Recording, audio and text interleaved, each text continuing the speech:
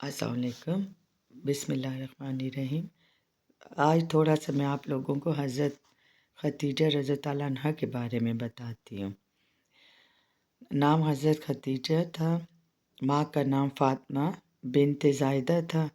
हज़रत खदीजा के वालिद खुलीद बिन असद एक कामयाब ताजिर थे। वो न सिर्फ अपने कबीले में बड़ी बाज़मत शख्सियत के मालिक थे, बल्कि अपनी खुशहाली और दयानतदारी की बदौलत तमाम कुरैश में बेहद हर दिल अजीज़ और मोहतरम थे। अच्छा, हज़रत खदीजा आमुल फ़ैल से 15 साल कबल 555 ईस्वी में पैदा हुई। ठीक है, बचपन ही से नहायत नेक और शरीफ थे, शरीफुल तबा थी ना। जब सन शऊर को पहुंची तो उनकी शादी अबू हाला से हो गई। अबू हाला से उनके 2 लड़के हुए। एक का नाम हाला था जो ज़माना जाहिलियत में ही मर गया, दूसरे का नाम हिंद था। बाज़ रिवायतों के मुताबिक उनको शर्फ़ सहाबियत हासिल हुआ।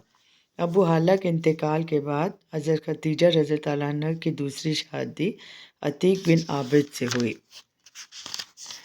अच्छा, इनसे भी एक लड़की पैदा हुई जिसका नाम हिंद था। कुछ अरसे बाद अतीक बिन आबिद भी फौत हो गए।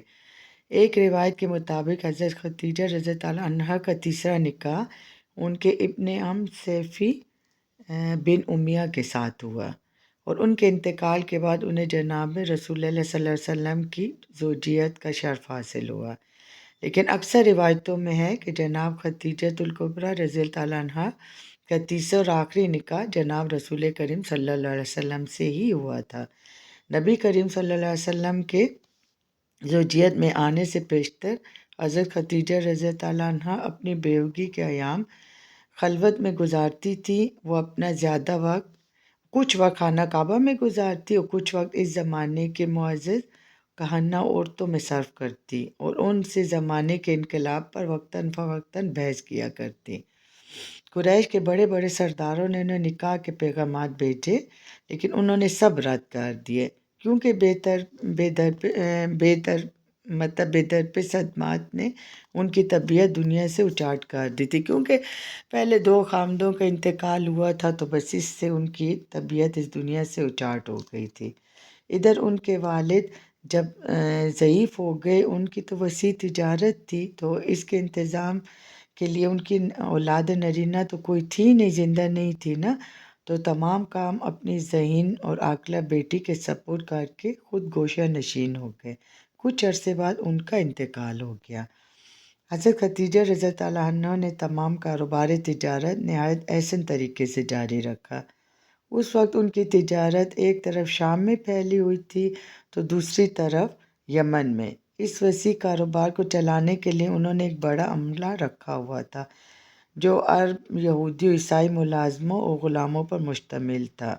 उसने तदबीर और दयानतदारी की बदौलत उनकी तिजारत रोज़ बरोज़ तरक्की कर रही थी और अब उनकी नज़रें एक ऐसे शख्स की तलाश में थी जो बेहद काबिल, ज़हीन और दयानतदार होता कि अपने तमाम मुलाजमीन को उनकी सरकर्दी में तिजारती काफ़िलों के हमरा बाहर भेजा करें। ये वो ज़माना था जब सरवर कायनात सल्लल्लाहु अलैहि वसल्लम के पाकीज़ा इखलाक और सिफ़ात का चर्चा मक्का के घर घर में फैल चुका था। उस वक्त हज़ूर सल्लल्लाहु अलैहि वसल्लम का यानी ऐन शबाब का ज़माना था ना। आप सल्लल्लाहु अलैहि वसल्लम सारी कौम में अमीन के लक़ब से याद किए जाते थे।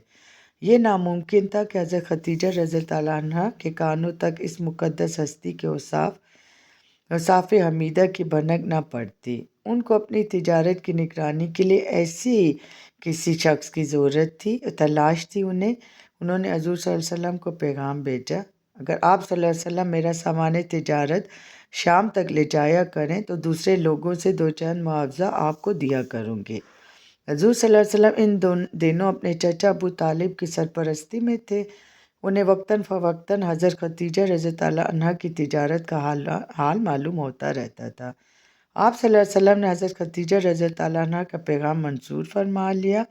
इशाए तिजारत लेकर बसरा आज़म बुसरा हुए, मतलब रवाना हो गए ना। चलते वक्त हज़रत खदीजा रज़ी अल्लाह अन्हा ने अपना ग़ुलाम मैसरा भी हज़ूर सल्लल्लाहु अलैहि वसल्लम के साथ कर दिया। उसे ताकीद की कि सफ़र में हज़ूर सल्लल्लाहु अलैहि वसल्लम को कोई तकलीफ़ ना हो। سرور کائنات صلی اللہ علیہ وسلم کی دیانتداری سلیقہ شاعری کی بدولت تمام سامان تجارت دگنے منافع پر فروخت ہو گیا۔ دوران سفر میں سردار قافلہ یعنی سرور کائنات صلی اللہ علیہ وسلم نے اپنے ان کے ساتھ جو لوگ تھے ان کے ساتھ اتنا اچھا سلوک کیا کہ ہر ایک حضور صلی اللہ علیہ وسلم کا مداح بلکہ جانثار بن گیا۔ جب قافلہ مکہ واپس آیا، حضرت خدیجہ رضی اللہ تعالیٰ عنہ کو ان کے غلام نے سفر کے حالات اور منافع کی تفصیلات بتائیں۔ وہ حضور صلی اللہ علیہ وسلم سے بہت متاثر ہوئے، تو حضرت خدیجہ رضی اللہ تعالیٰ عنہ بھی ان باتوں کی وجہ سے بہت متاثر ہوئی اور اپنی خادمہ یا سہیلی نفیسہ کی معرفت حضور صلی اللہ علیہ وسلم کو نکاح کا پیغام بھیجا۔ حضور صلی اللہ علیہ وسلم کے یعنی ان کی رضامندی پا کر حضرت خدیجہ رضی اللہ تعالیٰ عنہ کے چچا عمرو بن اسد کو بلا لائیں۔ اس وقت وہی ان کے سرپرست تھے۔ دوسری طرف سے سرور عالم صلی اللہ علیہ وسلم چچا ابو طالب اور دوسرے جو ان کے خاندان کے بزرگ تھے ان کے ساتھ حضرت خدیجہ رضی اللہ تعالیٰ عنہ کے مکان پر تشریف لائے۔ جناب ابو طالب نے نکاح کا خطبہ پڑھا اور 500 درہم طلائی مہر مقرر پایا۔ اس وقت حضور صلی اللہ علیہ وسلم کی عمر مبارک 25 سال تھی، حضرت خدیجہ کی عمر مبارک 40 سال کی تھی۔ نکاح کے بعد حضور صلی اللہ علیہ وسلم اکثر گھر سے باہر رہنے لگے، کئی روز مکہ کے پہاڑوں میں جا کر عبادت الہی میں مشغول رہتے۔ اس طرح 10 برس گزر گئے۔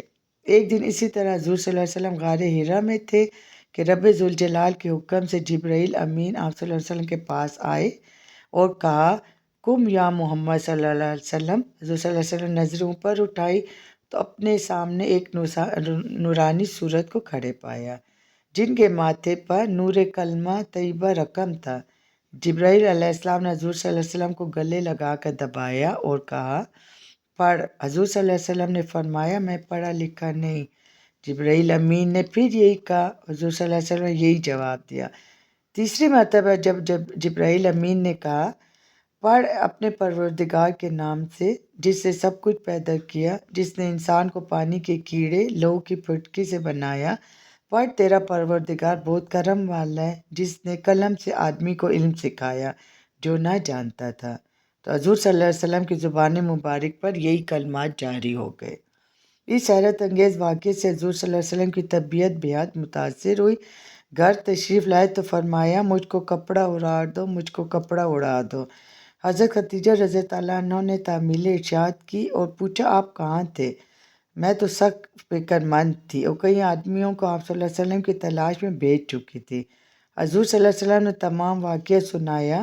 حضرت خدیجہ رضی اللہ عنہ نے فرمایا کہ آپ سچ بولتے ہیں کیونکہ آپ صلہ رحمی کرتے ہیں، امانت گزار ہیں، دکھیوں کی خبر گیر ہیں۔ اللہ تعالیٰ آپ صلی اللہ علیہ وسلم کو تنہا نہ چھوڑے گا۔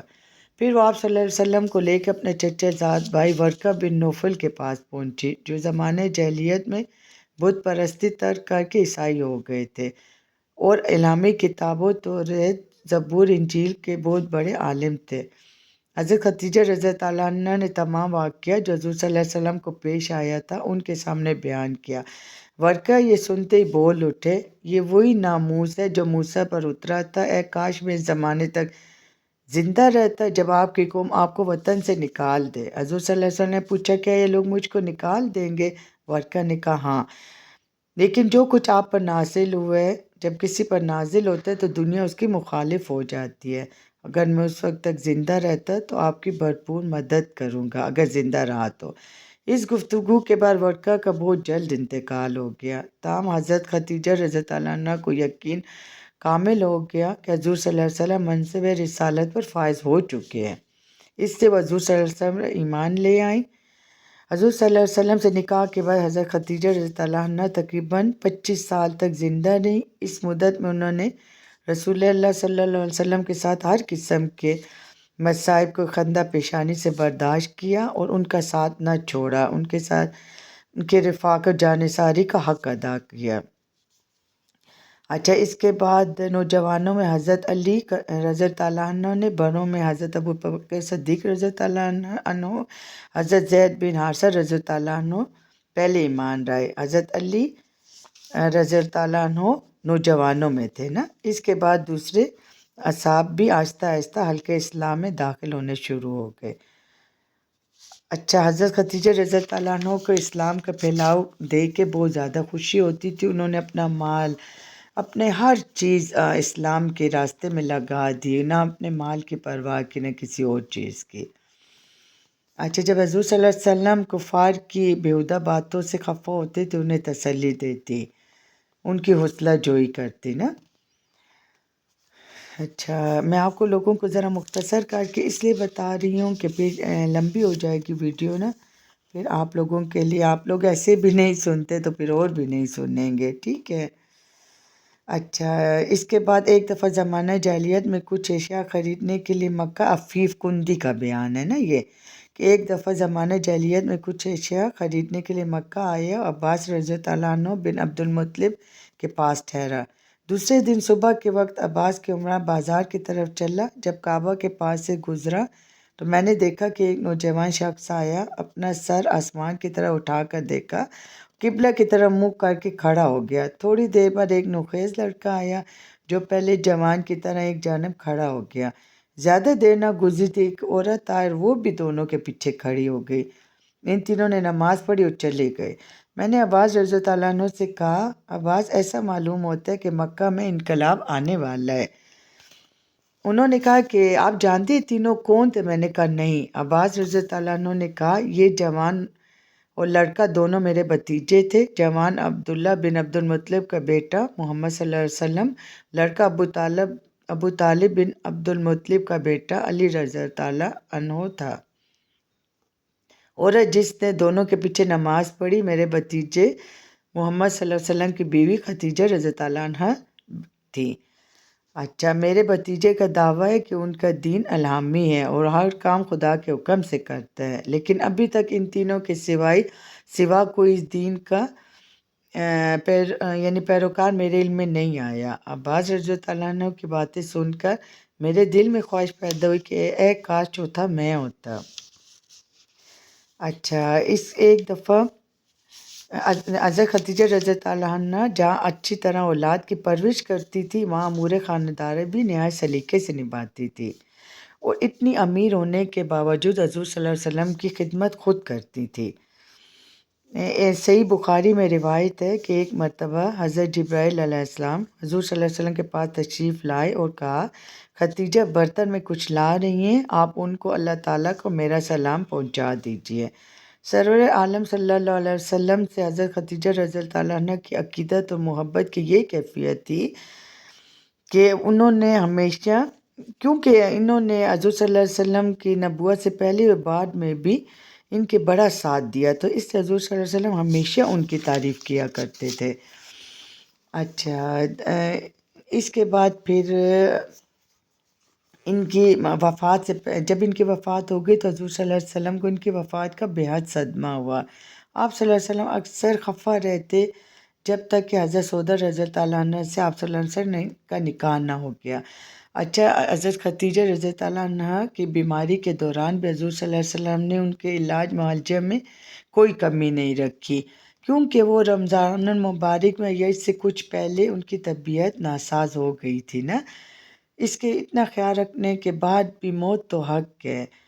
11 رمضان 10 نبی کو ان کی وفات ہو گئی نہیں، اور مکہ کے قبرستان ہجوم میں دفن ہوئی، ہجون میں نا۔ اس وقت ان کی عمر تقریباً 65 برس تھی۔ بس ان کا صدمہ حضور صلی اللہ علیہ وسلم کو ہمیشہ رہا، اور ان کے وفات کے بعد بھی جب بھی حضور صلی اللہ علیہ وسلم قربانی کرتے، سب سے پہلے گوشت حضرت خدیجہ رضی اللہ عنہ کی چیلیوں کو بیچتے تھے، پھر کسی اور کو بیچتے تھے۔ اچھا، ان کی وفات کے بعد بھی حضور صلی اللہ علیہ وسلم اس وقت تک گھر سے باہر تشریف نہ لے جاتے جب تک حضرت خدیجہ رضی اللہ عنہ کی اچھی طرح تعریف نہ کر لیتے۔ اسی طرح ایک دن وہ ان کی تعریف کر رہے تھے حسب معمول، تو حضرت عائشہ رضی اللہ عنہ فرماتی ہیں کہ جب حضور صلی اللہ علیہ وسلم ان کی تعریف کر رہے تھے، مجھے بڑا رشک آیا۔ میں نے کہا، یا رسول اللہ، وہ ایک بوڑھیا بیوہ عورت تھی، خدا نے ان کے بعد آپ صلی اللہ علیہ وسلم کو ان سے بہتر بیوی عنایت کی۔ یہ سن کر حضور صلی اللہ علیہ وسلم کا چہرہ مبارک غصے سے سرخ ہو گیا اور فرمایا، خدا کی قسم، مجھے خدیجہ سے اچھی بیوی نہیں ملی۔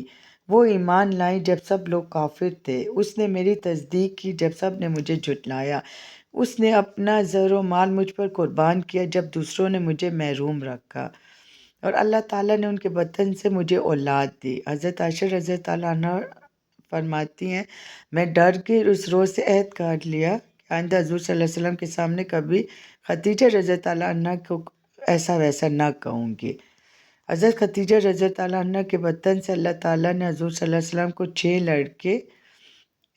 6 لڑکیاں دی نا۔ سب سے پہلے قاسم پیدا ہوئے جو کم سنی میں انتقال گئے، پھر زینب رضی اللہ تعالیٰ عنہ، ان کے بعد عبداللہ وہ بھی فوت ہو گئے، پھر رقیہ رضی اللہ تعالیٰ عنہ، پھر کلثوم رضی اللہ تعالیٰ عنہ، پھر حضرت فاطمہ زہرا رضی اللہ تعالیٰ عنہ پیدا ہوئیں۔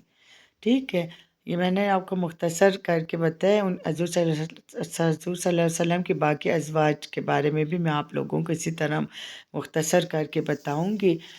پلیز اس کو سنا کریں، ثواب کا کام ہے اور معلومات میں بھی اضافہ ہوگا۔ ٹھیک ہے، میرے چینل کو سبسکرائب بھی کر دیا کریں۔ ٹھیک ہے، دعاؤں میں یاد رکھیں۔ اللہ حافظ۔